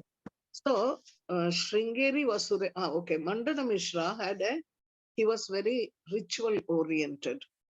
And Shankara was going around with in various contexts trying to explain Advaita Vedanta, that there is only one being, and he ordains everything by doing the rituals. You're not able to ordain something that is to happen. So all this, when he went to Mandana Mishra's house, and Mandana Mishra was a Mimamsa, that's what it's called, that thing. And he had a wife called Ubhaya Bharati, who was later called um, the Avatara of Saraswati. So when he went there, Mandana Mishra was very angry, because here is this unknown young boy just walking into the house. When he was conducting a ritual of a Shraddha ceremony for the obsequies for some of his forefathers who had passed away. And people said, don't go inside, he'll get angry. Shankara said, no, I'm going in. See, when you have the truth on your side, you have the courage also, because it's not your courage, it's a courage of truth that will manifest in you. So he goes inside and he tells Mandana Mishra, I want to have a debate with you. So because he's standing there on Mandana Mishra's neck, Mandana Mishra says, okay, from tomorrow we'll have the thing. And they are both wearing garlands, you will see in this picture. And Ubhaya Bharati, that is the wife, is the umpire, because she is equally knowledgeable. And there are all these scholars sitting around. And they go on debating for a few days. And the idea was that whosoever garland starts fading, that person is a loser. Why does it fade? Because when you're losing something, you become anxious. When you become anxious, even if it's a little, the um, adrenal hormones and all that come, they create heat. And if you have a fresh flower, it fades. That is the physiology of it. So in that thing, the Mandana Mishra's garland fades, and Ubhaya Bharati says, according to the rules, Shankara has become the victor. But again here, he says that she says, but you cannot say you have won over Mandana Mishra, because a husband and wife are one. Shiva and Shakti are one, no? Purusha and Prakriti are one. So she says, you have to defeat me also, then only you can say you have won. So he'll say, okay, and he takes 1 month leave to come back to continue the debate. And that is when he goes to a kingdom where there is a king who has just died. He he tells his disciples, look after my body. I'm going to leave my body as the Atma, and I'm going to go into another body. So don't let my body be cremated or buried or anything. I'll come back. So they guard this body in a cave, the disciples, and then he goes, enters the body of the king, and he becomes a very great administrator in that 1 month, until people start thinking, the other ministers and all, our king was not so brilliant at one time. He was always with the queen, and he was never paid any attention. Here suddenly he has got up and he's become brilliant. So anyway, he goes and stays with the queen. Meanwhile, I'm sorry, I didn't tell you this. Ubhaya Bharati asks him a few questions on sensory experiences and sex and various things that happen that Grihasthas would know about. That's when he asks for a month leave. So in this king's body, he lives with the queen and he learns all the ins and outs of all these answers to these questions. So when he comes back, he defeats Ubhaya Bharati in all the questions she asks about sex, about female feelings, hormones, everything. Then the husband and wife become his disciples. So he goes again, and when he is going, he comes to Sringeri, and Ubhaya Bharati, she becomes an Atma there, the body is given up. So Sharada is her name was Ubhaya Bharati, and Sharada was the name given to the Devi there. And she is supposed to reside as Saraswati in that image. Mandana Mishra got the name Sureshwara, and he became the first head of the Sringeri Mutt. Now, the Darshanami orders are many. Out of that, the Puri, the Puri, do I have to leave now, or can we take 10 minutes extra? Hello? Yeah, we can. No? We can. Yeah, because otherwise I'll have to have another class just for 15 minutes. So the Puri ashram had these surnames of Aranya and Vana.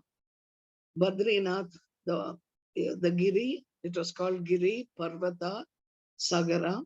Dwaraka was called Tirtha and Ashrama. That is the surnames. Sringeri has Bharati, Puri, and Saraswati.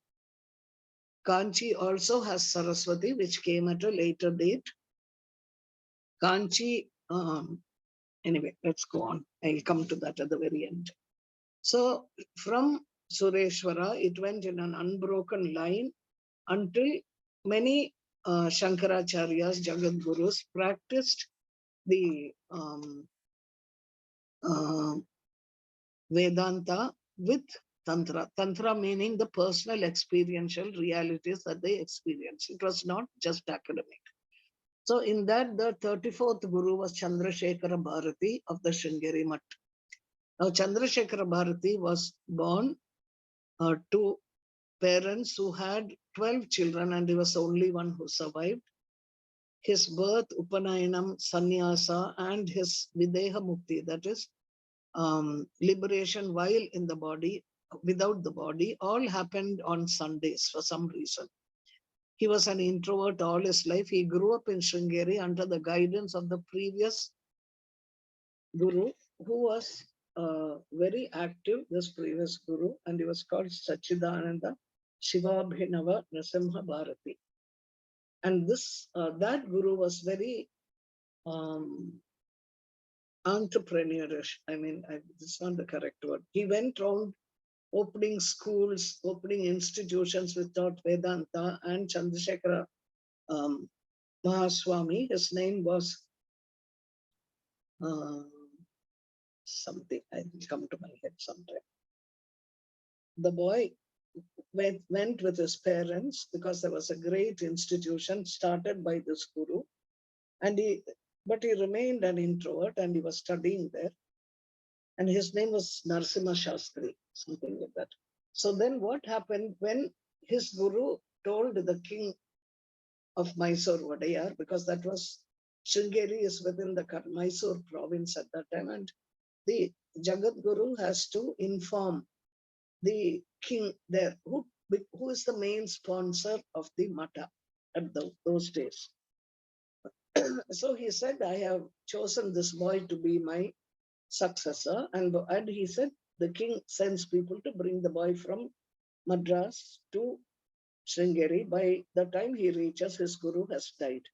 But in accordance with the wishes of the Guru, they give him the Sannyasa Diksha and he becomes the Jagat Guru there.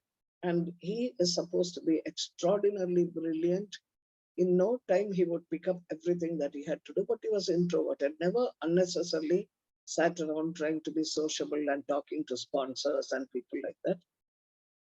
So what happened was, when he had done a lot of administrative work and all that, he wanted time to go into his own tapasya, because the Divine Mother, was in him, prompting him to go deeper and deeper into experiential tapas. That was more important than running the institution those days. So she said, you're born to teach and you're born to redeem people. So people would say that if he just glanced at somebody, the difficulties would go away. And all this happened, they said, because of divine grace, not by his studying or effort that he did. So one time he built very beautiful shrines for his guru and for the temple there. And eventually he put complete faith in Sri Sharadamba, the deity of that place. He went into solitude so he could give his heart to tapasya only. Occasionally and very rarely he would come to teach deserving disciples, people who had waited and waited and waited, done selfless work outside or selfless work in the ashram, he would know. So he designated his his successor, gave him sannyasa under the name Abhinava Vidyatirtha Swami. I have met this Swami. It was not very long ago. He had come to Bangalore at one time and he was supervising, he was giving a Vijaya Yatra. He is supposed to have been very powerful also himself. So this Chandrasekhara Bharati, he became transformed into spirit. So wherever he went, people would say there is a halo all around him. And a few years later, he decided to leave the body. So he was going for a bath to the river, Tungabhadra, next to Sringeri, followed by an aide who usually used to carry his clothes and things. He went and dipped his head 3 times under the water and he didn't come out. And the aide got very scared. He started shouting. He jumped into the water and he saw his guru floating on the waters and sitting in this posture. So other people came and they brought the body to the shore. And then when they brought the body was no more there. The thing was, the disciple said that he did drown. So the doctors examined, there was no evidence of any water in the lungs, any struggling for breath, nothing. He was just as with a smile, he was sitting there, but he was not in the body. The prana had left. Now, this man, I told you, he came to see a few disciples and teach them in between. One of those disciples was a Swami Vishwananda Saraswati. Okay. Now, Vishwananda Saraswati, nothing much is known about him from us, except that he initiated Swami Shivananda into sannyas. This is a picture that we have got, and we don't know, it could have been painted, but it gives the essence of what happened. Shivananda, who from childhood was known to be very compassionate, very simple as like a child, and studied medicine in Tanjore, had a small dispensary, and along with that, he was running a magazine called Ambrosia. Then somebody called him to Malaysia. He went to Malaysia and he was a doctor there. And a certain time came when he had himself one guru who came to him and he said, it's time for you to go for something higher. And he taught him the Vedanta. So Shivananda said, slowly, this Tanoti expansion happened. So he settled in Rishikesh and he went deep into intense spiritual practices. And he said, I've seen God in my own self. I behold God everywhere. There is no veil. The world of dreams is gone. I alone exist. There is no duality. And then he said, make up your mind to go on the spiritual path to others. Be patient, go slowly. Realize that you are the immortal soul. He was not saying it, we see it written here and there. No, he was not just saying it as like a lecture, like I am giving or somebody else gives. No, he was passing on a message that came from a lineage that he experienced. Then he said, the path of cosmic consciousness is not an accident or chance. It is ordained, but you have to ascend them step by step in the hard way. And I came the hard way. He said that every step I experienced God coming into my life. Now listen to what he said. God came and lifted me up easily to the next stage. First, he said he learned fencing from a teacher as a young adult in his home. And that man was an untouchable. So his father said, you can't go there and teach. Because father had, um, he was a conservative person. So he was listening to the father. As the father was talking, he saw uh, the revelation that out of this idol the father was worshipping, it that a divine, a light divine jumped out and entered into the heart of the untouchable who he called was his guru. So he brought some sweets, clothes, and a garland and flowers, placed them at the man's feet, prostrated to him, and he says, God came into my life to remove the veil of caste distinctions. Then he went to Malaysia where he worked as a physician. Then he said, God came to me in the form of the sick and suffering. Then at one time, I told you, somebody comes and tells him, now it's time for you to leave and go to higher things. He said, God came to him as a religious mendicant. Then he said, all suffering was an illusion. What was its illusion? Not that he didn't suffer. It comes, it goes, it never stays permanently. Then he said, the one step, then God comes, takes him to the next step.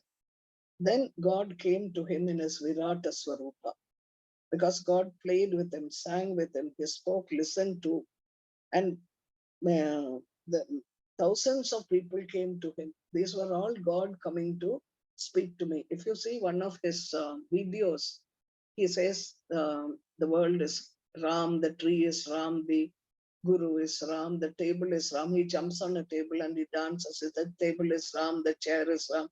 You'll, if you didn't know better, you would say how funny I did at one time.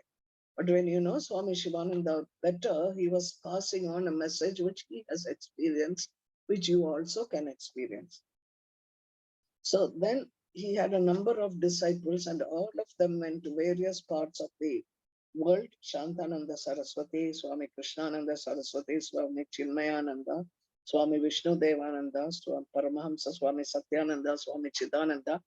Everybody was so, they moved, they became him. When Swami Satyananda started teaching what he was teaching, and his guru told him, go, he didn't say go and teach yoga. He said to him, go and spread the message of Vedanta. But Swami Satyananda had a guru in the form of Swami Niranjan has been talking. You must have been hearing about him, so I won't say much about him, because there is, you cannot say much about him. As a disciple, you only, there's something about the soul that you have experienced, nothing about the body and mind that you need to hang on to. So at the age of 6, he had experiences seeing his body lying on the ground and he was floating above. And so his father wanted to take him to a doctor, but he took him to many sannyasis and saints on who used to pass, and he took him once to Anandamayima, who also we have met because she came to Bangalore. I have seen a miracle from her. So the Anandamayi Ma tells his father, don't take him to any doctors. He is a child who is having spiritual experiences. Just take care of him. After that, he meets Sukhman Mari, that is the tantric guru he had to start with. Then he went through a few other tantric teachers, preceptors, and one of them wanted to make him head of the ashram because he was a nice educated boy. I think Swami Niranjan said that also, but he was not never interested in siddhis. He had only one siddhi, which he kept. Other things he didn't bother. He kept that siddhi. He said that was Sukhman Mari taught him how to bring a realized soul or a spiritual soul into a human body. That was the only thing he kept. But when he went around teaching Vedanta, he realized people were hungry, people were in villages just around the time the British were there and they were leaving, and people were demoralized. And he thought these demoralized will not understand Vedanta. You know, if a person is hungry and he says, don't worry, your hunger is God, you are also God, the man will take his slippers and beat you. No? So he said they need to learn yoga to make their bodies and minds healthy. Then only they will understand Vedanta. So that is how he started yoga. And he worked with yoga in many places. He used to pass by Bombay. He used to go to many areas all over the world. He traveled and he had many experiences. And he never said, I had these experiences. I had these experiences. Must have been my guru or must have been God creating these. He had that humility always. If you met Swami Satyananda, I would think he's like an old uncle or a grand uncle in a village, the way he will talk. I felt this. How it happened? I don't know. That's the way he would talk. He wouldn't say, I know this in a great way. But you saw him, and there was something in him that attracted you to him, perhaps something in him that made you a disciple.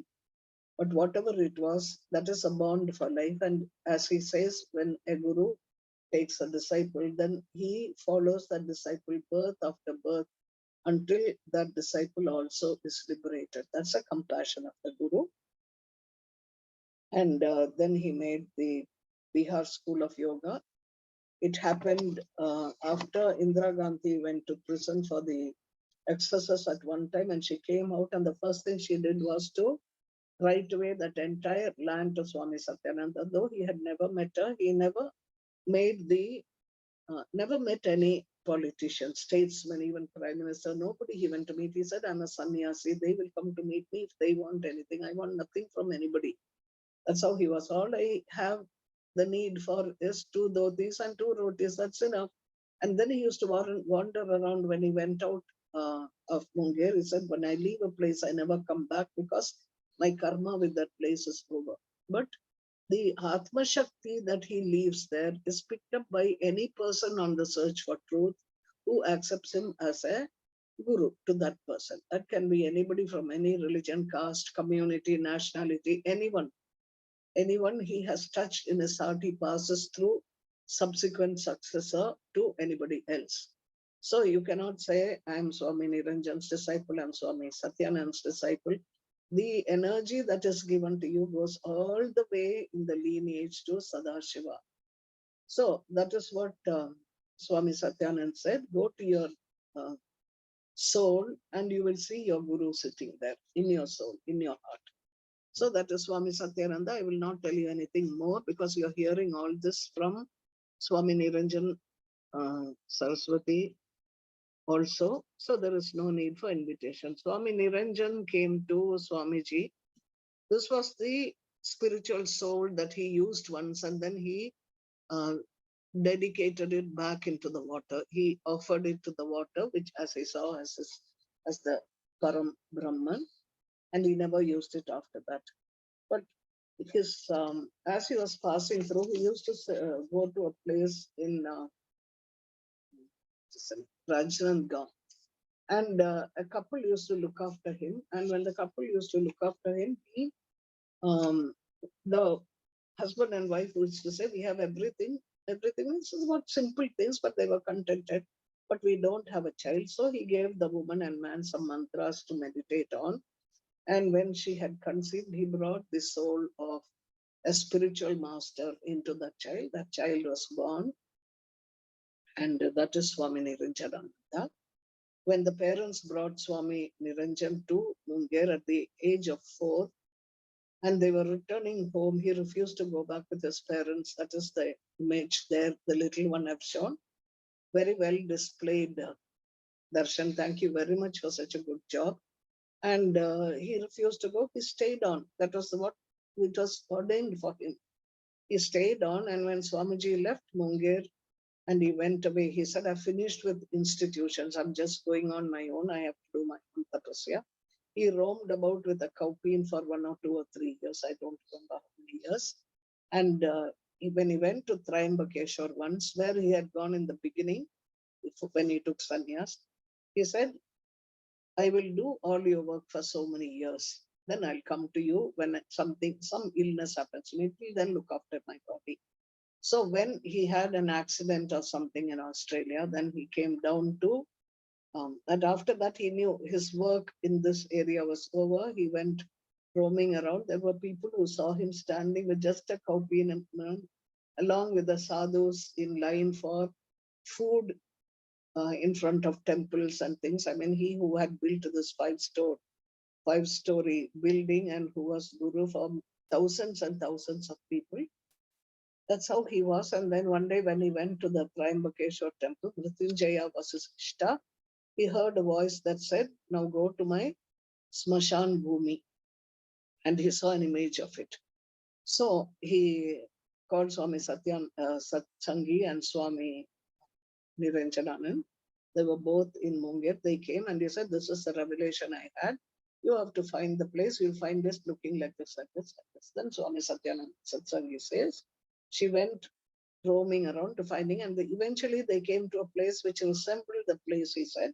When she went in there, the Mukhya of that village, Mukhya means a chief, he said, come, come, I was waiting for you because last night I had a dream in which I was told two sannyasins will come like this, give this land to them. This is a sacred land where rishis have come and meditated. So the word Rikya came from Rishya. And then even Sri Aurobindo was supposed to have gone there and done tapas. So he came and he stepped inside there and he didn't keep in touch with anybody. He was doing his own personal sadhana. And one fine day, he asked everybody to come and he explained to him this mission, to everybody his mission, where he heard a voice saying, look after everybody like I have looked after you. So that is how Rikya was born. And much of it is the work of Swami Niranjan and Swami Satsangi. I just want to tell you one or two things that he did in that place. He took care of, once in the beginning, some children had come from the village, tribal children, and he wanted to give them some food. He never stored anything in the ashram. Every day he had to complete it and go. So when he asked the children to sit down, he wanted to serve them. That was a mud floor. They just pushed the mud floor like this, and they said, Swamiji, please serve us. And he was horrified that they were eating off the plain mud floor. From there, he got the idea that every child, every family, you must find out how many people there are, give them plates, tumblers, and all this came, it just came to him from his devotees, disciples, from all over the place it came there, and he would just give them away during the ritual that he conducted. He conducted all the Vedic rituals. One of it was the chandi Yajna was done along with the Rajasuya sacrifice. After the end of the Rajasuya sacrifice, he said, this is usually done by kings. I'm not a king here. I don't own anything, but I have a lot of love in my heart. I'm the king of love. Whoever comes to me is like my child. Once he said, in his Kundali, they had said that he will have 100 daughters. So he said, Arey, I'm a sannyasi, where will I have daughters? So he said that karma has to be finished, no? So all the young girls in that place and boys also, whoever children were going to, he adopted all of them as his children. He educated them there, taught them computers, taught them chandi part. They still do the puja of the Sri Vidya, and many of them are working in software companies as software people. They also give back to society what they got from the Guru. So the other thing I wanted to say was, one time a lady came and he was giving her a sari, which he gives the vastra to everybody. And this lady said, I can't wear a colored sari. He said, why? Because I'm a vidwa. Then on that occasion, he announced, he said, there are no vidwas at all in the universe. Everyone is part of Prakriti. Prakriti is married to Purusha. All of nature is woman. All of nature is Shakti. She's married to the undying, unborn, undying Shivatvam. That is the auspicious consciousness. So I do not want to hear that word Vidva ever said to me. And all the women in 40, 50 or 70 villages who were called widows, they were never called as widows after that. They made them wear colored clothes, made them put flowers in their hair, tilak on their foreheads during the function. And they said, never think that this is your body, you're married to this man. But in this man is an Atman, and in you is an Atman. That man you call husband has left his body and gone. His Atman is alive. His Atman is part of Paramatma. Your Atma is part of Paramatma. So nobody becomes a Vidva here. So these are the two things that appealed to me. The last one, last images I told you. I must tell you about one thing. When Shankara went to, when he was on his tours, when he was going everywhere, what happened was there was a place called Sarvagya Pita, where only the wise people could go. I mean, people who had, there were 64 steps in the Sarvagya Pita. And if anybody who had perfected the 64 Vidyas, those are certain spiritual disciplines, such a person alone could enter and go into the Sarvagya Pita. It had 4 doors, north, south, east, west, the temple. What you see is the old one. This was where Adi Shankara went, and he went in there and he climbed 64 steps and he sat on it. 4 doors inside, 4 gateways. And whenever a gateway opened from a person who is coming from that part of the world, like when he went to the south gate, the south opened that gate. And so he defeated the people, their scholars, so all scholars would come to assemble and have debates. And that is on the right, what you are seeing. And that was there in a place which was very close to what is now the line of control.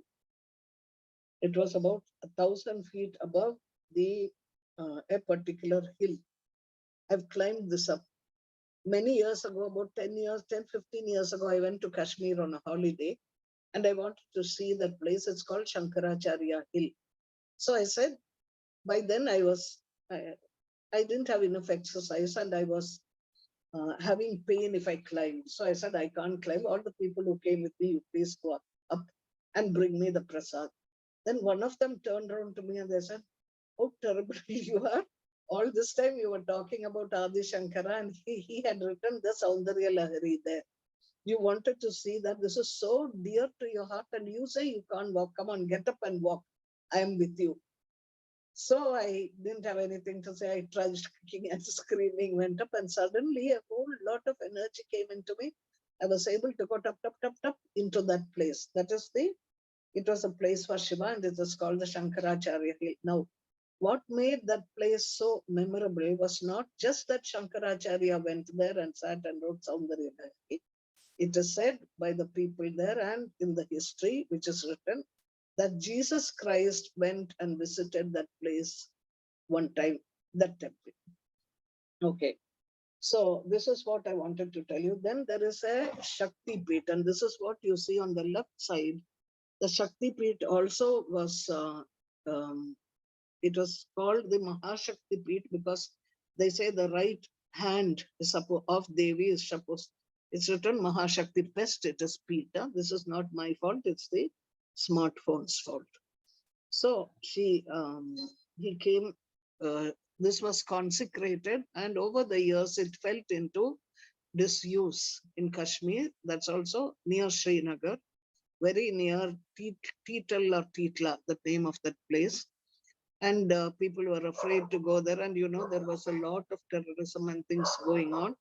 Recently, after the Prime Minister came in, Modi, that is, he reactivated it, and the Sringeri Swami said that when that idol in it was taken away for protection, it was the idol that went to Sringeri, which they worshipped there. And then they said they will give a Panchaloha form, that is the one you see up of Sharadamba. In fact, in one of her stutis, she's called Kashmira Puravasini.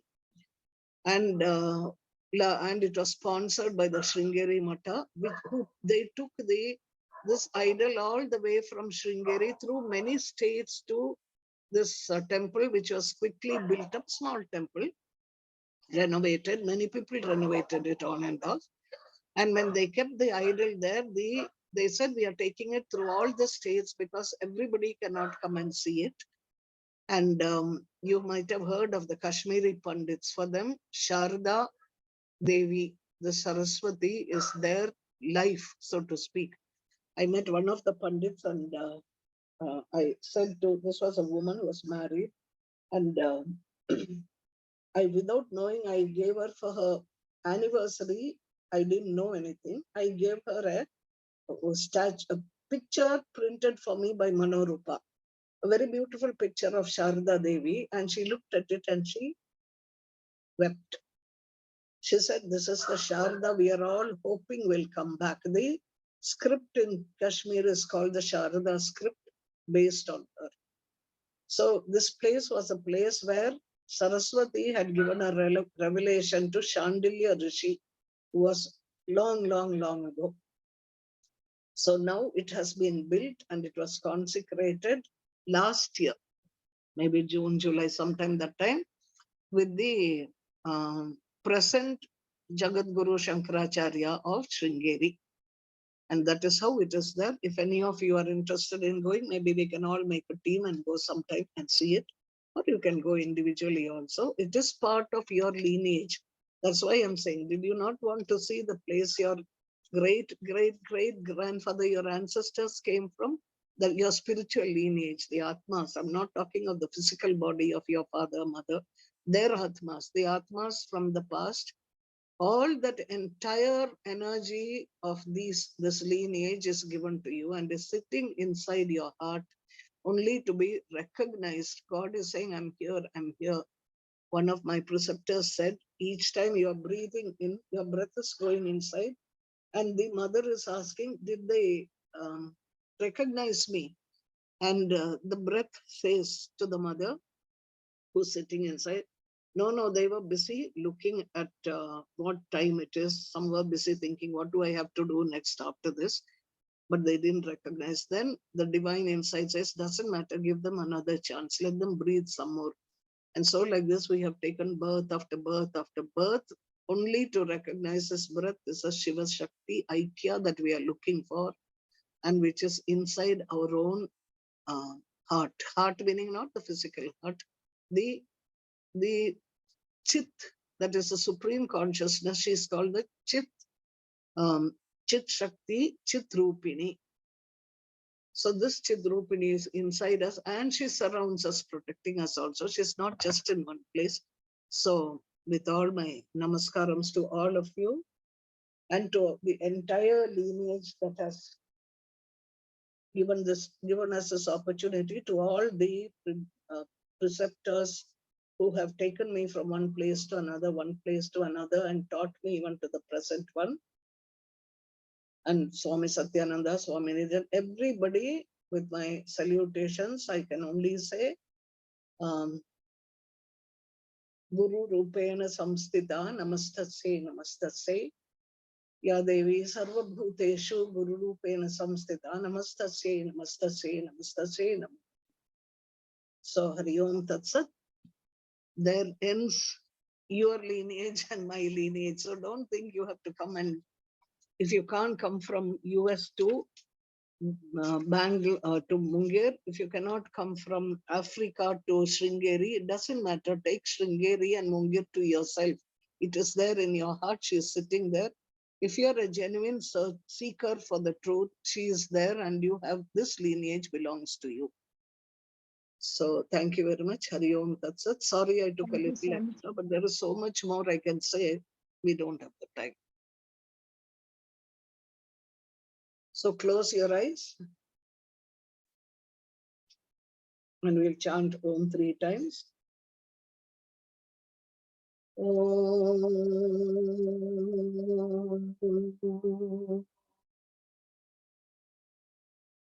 Watch your breathing as it is saying the Om. Om.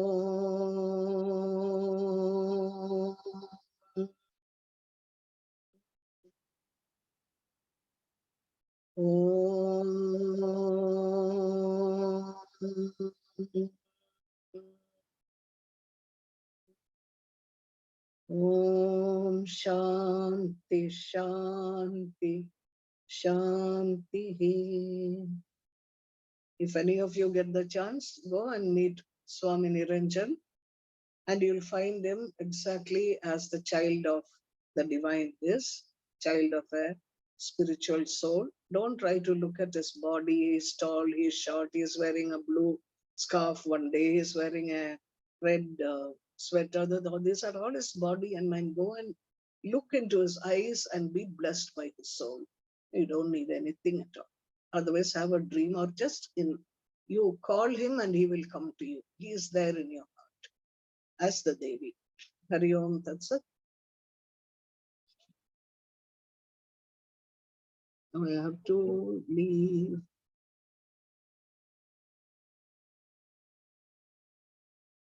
If any of you know how to throw me out of this, please do it.